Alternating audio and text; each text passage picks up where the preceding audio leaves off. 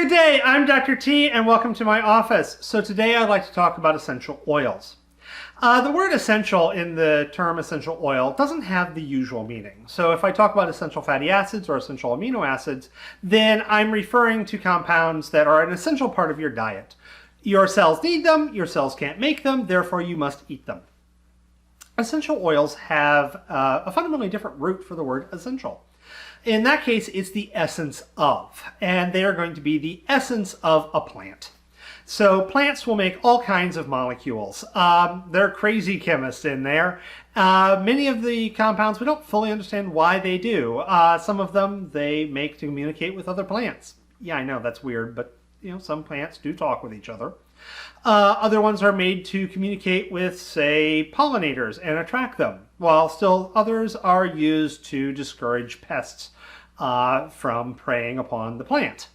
Well, as humans, hey, this might be nice. We'll start extracting them. And this is something we've been doing for years and years and years. Taking plants and then extracting out their essential oils. All of those weird molecules that are nice and small enough that they can easily become a vapor and thus enter our nose so we can smell and taste them. Because remember, tasting is actually a big part of that smelling.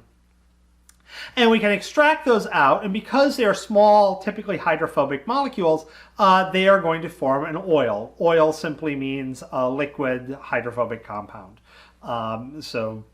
Vegetable oil, that's triglycerides that are liquid, but essential oil, there are no fatty acids in there, at least typically not. But they are still hydrophobic compounds, so we still call that an oil. Now, one of the major classes of essential oils are the terpenes and terpenes. These are going to be lipids derived from isoprene or derivatives thereof, and they're typically going to be ring-shaped, although they may very well be linear with some double bonds. They're rather complicated molecules. 1 ring, 2 rings, 3 rings, multiple rings. Typically not aromatic rings, though. That's a somewhat separate compound.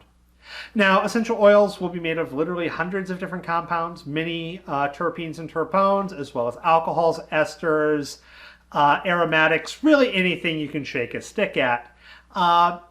Plants, they make their stuff for their reasons, and they make all kinds of weird stuff.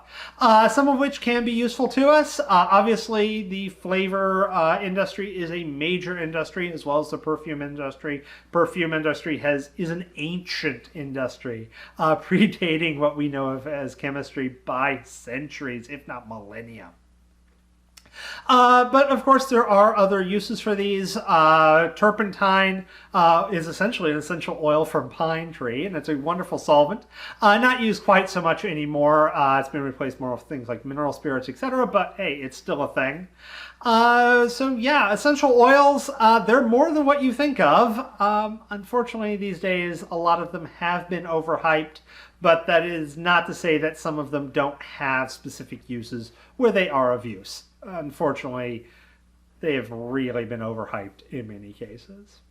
So with that said, have a wonderful day, and I'll see you in later videos.